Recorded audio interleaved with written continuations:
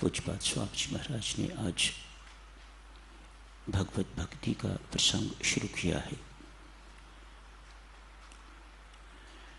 भक्ति अर्थात परमात्मा की प्राप्ति के लिए जो तड़प, उसे भक्ति समझना चाहिए। इसीलिए प्रीति, इसीलिए श्रद्धा, इसीलिए विश्वास, इसीलिए साधना, ताकि उस परमात्मा देव की प्राप्ति हमें हो सके। इस प्राप्ति के लिए जो हृदय में तड़प उठती है, उसका नाम भक्ति है। मात्र मंदिर में जाके मत्था टेकना, चरणामृत लेना, तिलक लगवाना, प्रसाद ले लेना, जहाँ निकले वहीं मंदिर के आगे मत्था टेक दिया, सच्चे भक्ति को जानने वाले लोग इसे भक्ति नहीं कहते। कहते हैं आप आस्तिक तो हो, लेकिन आप भक्त नहीं हो।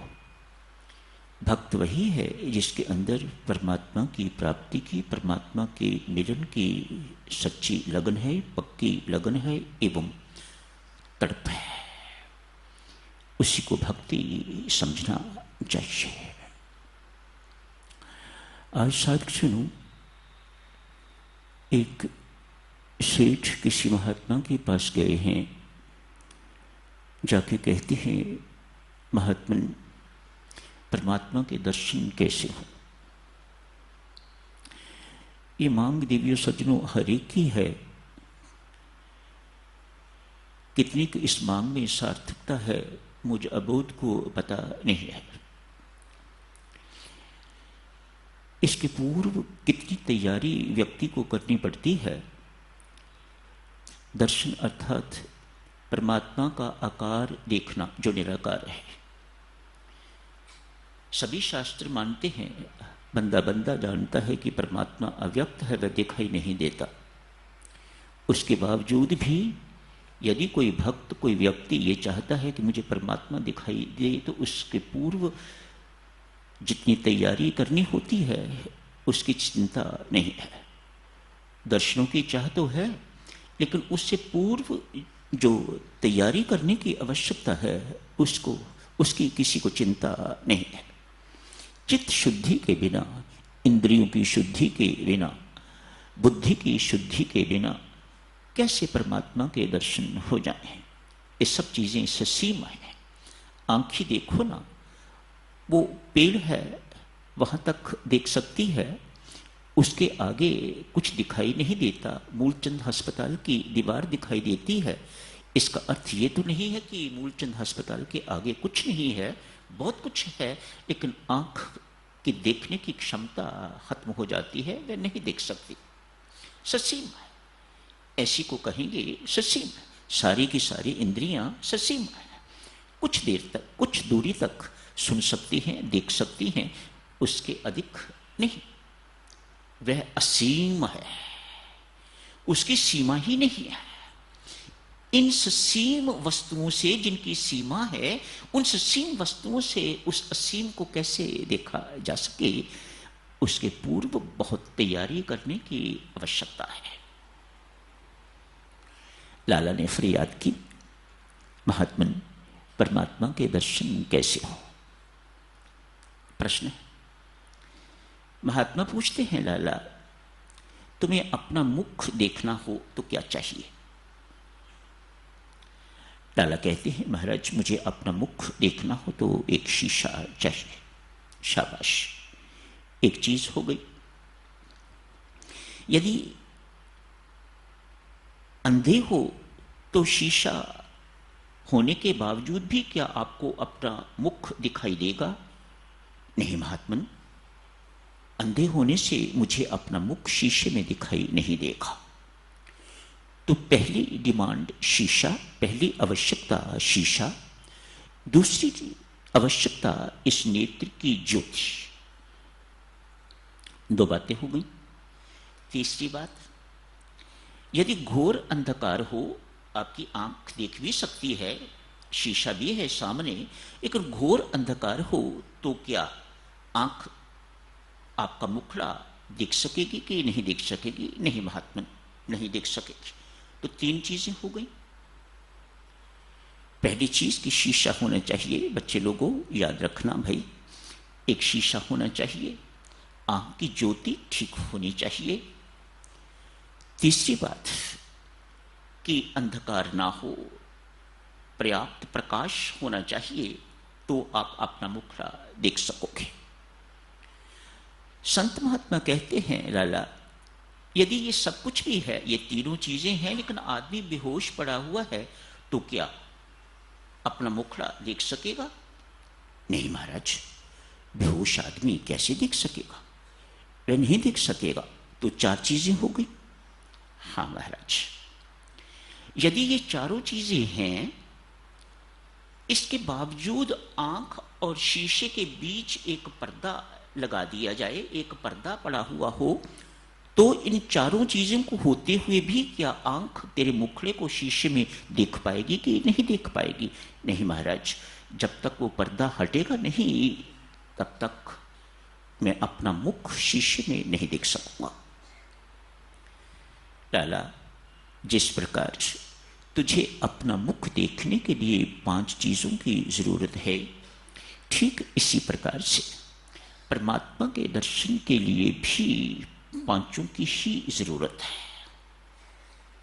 बहुत सुंदर भेद खोलते हैं संत महात्मा।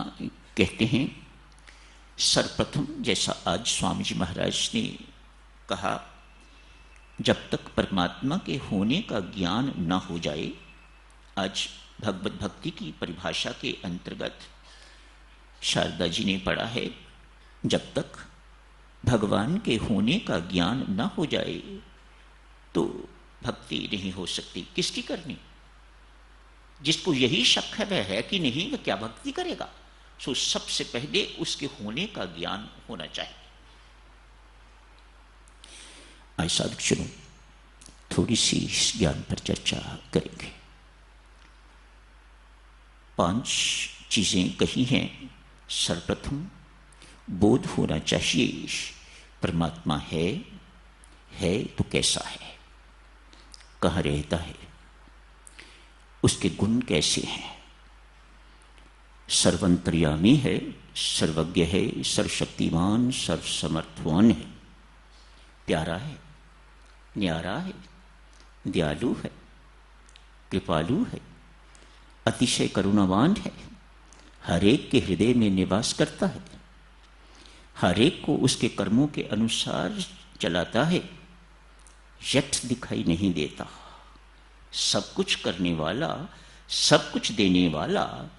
दी हुई चीजें तो दिखाई देती हैं, जो कुछ हो रहा है वह तो दिखाई देता है, लेकिन देने वाला दिखाई नहीं देता, करने वाला, करवाने वाला दिखाई नहीं देता। ऐसे परमात्मा की जानकारी को ज्ञान कहा जाता है। वह परमात्मा निराकार है, साकार है, सगुण है, निर्गुण है, इत्यादि इत्यादि। इस सारी जानकारी को ज्ञान कहा जाता है। ये ज्ञान किस लिए? अब ज्ञान तो आपने सुन लिया, पढ़ लिया, यदि इसके प्रति आपकी श्रद्धा विश्वास नहीं है तो सुना हुआ बेकार। सर्वप्रथम ज्ञान चाहिए, सुने हुए ज्ञान, जाने हुए अर्थात जानकारी के प्रति विश्वास एवं श्रद्धा चाहिए। 2 बातें हो गई। संत 5 बातें बताने जा रहे हैं। एक ज्ञान हो गया, दूसरी उस ज्ञान के प्रति विश्वास एवं श्रद्धा हो गई। जान लिया, विश्वास भी हो गया, वह है, हमारे अंदर रहता है, कण कण में व्याप्त है, हमारी करनी को देखता है, हमारे ऊपर कृपा करता है, इत्यादि इत्यादि। सारे संसार का मालिक है, सारे संसार का शासक है, इत्यादि इत्यादि। तो ये सब अच्छी अच्छी बातें सुन के तो परमात्मा के प्रति प्रीति जागती है, उसे भक्ति कहा जाता है। 3 बातें हो गई। ज्ञान, श्रद्धा, विश्वास एवं भक्ति। भक्ति की पराकाष्ठा है देवियों सज्जनों शरणागति। चौथी चीज, मैं ऐसे परमात्मा की हो गई, उससे प्रश्न किंतु परंतु नहीं, उससे मांगे नहीं। जो पत्नी अपने पति की हो जाती है, वह पति यदि लाला है तो पत्नी अपने आप लालायन हो जाएगी, उसे मांगने की जरूरत नहीं। पति पंडित है, पत्नी समर्पित हो गई है तो अपने आप पंडितायन हो जाएगी। पति डॉक्टर है, पत्नी अपने आप डॉक्टरानी हो जाएगी। इस सब कुछ मांगने की जरूरत नहीं, इस सब कुछ उसे कहने या जितलाने की जरूरत नहीं। मैं आपकी पत्नी हूं इसलिए मुझे डॉक्टरानी कहो, मुझे डॉक्टरानी कहना चाहिए। ये मांगे शरणागत की मांगे नहीं हुआ करती। ये शरणागति में अधूरापन है। भक्ति की प्रकाष्ठा है शरणागति, कंप्लीट सरेंडर। जो घटना घटित हो रही है, जैसे कि कल आप जी से अर्ज की जा रही थी, व्यक्ति शरणागत यही समझता है कि वह परमात्मा की इच्छा से घटित हो रही है, और जो उसकी इच्छा से घटित हो वह चाहे अपने ऊपर है चाहे औरों के ऊपर है, उसमें कोई गलती, कोई त्रुटि, कोई अन्याय, कोई अत्याचार नहीं हो सकता, कोई अहित नहीं हो सकता। ये विश्वास शरणागति का चिन्ह है। मैं उस परमात्मा का हो गया हूं। चार बातें हो गई। ये कहना कि मैं तो आपकी हो गई हूं, मैं आपकी हूं, मैं आपको ना कहूं और किसे कहूं, ये मूढ़ता है, ये बुद्धिमता नहीं है, ये शरणागति नहीं है। ये परमात्मा पर गलत अधिकार जमाना है, ये सच्चा प्रेम नहीं है, ये भक्ति नहीं है जैसी होनी चाहिए। भक्ति में तो तेरी यूं भी वाह वाह है, यूं भी वाह वाह है, वाह वाह ही वाह वाह है। ये भक्ति है। फिर देखो परमात्मा बिन मांगे आपके लिए क्या क्या करता है और बिन मांगे आपको क्या क्या देता है। सर्वप्रथम अधिकारी तो बनो लेने के, और वह अधिकारी व्यक्ति कब बनता है? जब उसके अंदर ये आ जाती है किंतु परंतु सब कुछ खत्म हो जाता है, अपनी इच्छा खत्म हो जाती है, तो फिर परमात्मा की इच्छा काम करनी शुरू हो जाती है, सक्रिय हो जाती है। भीतर ही तो विराजमान है परमात्मा, और भीतर ही सारे विकार हैं, भीतर ही दुख सुख इत्यादि सब कुछ अंदर ही है। इन्हीं चीजों के कारण व्यक्ति दुखी है। तो मन में प्रश्न उठता है ना, वह भीतर बैठा क्या कर रहा है? यदि हमारे दुखों को देखता हुआ उनके निवारण का कुछ नहीं करता तो वह परमात्मा किस काम का? वह क्यों, किस लिए बैठा हुआ है अंदर? ये प्रश्न मन में आना चाहिए। आता है। परमात्मा कहते हैं भैया मुझे माफ करना, मुझे अंदर तो आपने बिठाया हुआ है, या यूं कहूंगा मैं आपके अंदर तो मैं बैठा हुआ हूं, लेकिन आपने मुझे कभी कुछ करने का अवसर ही प्रदान नहीं किया। आपके अंदर मुझे सक्रिय होना चाहिए, मैं तो निष्क्रिय बैठा हूं। और जिन्हें निष्क्रिय होना चाहिए, काम क्रोध लोभ मोह अहंकार, वह सक्रिय बैठे हैं।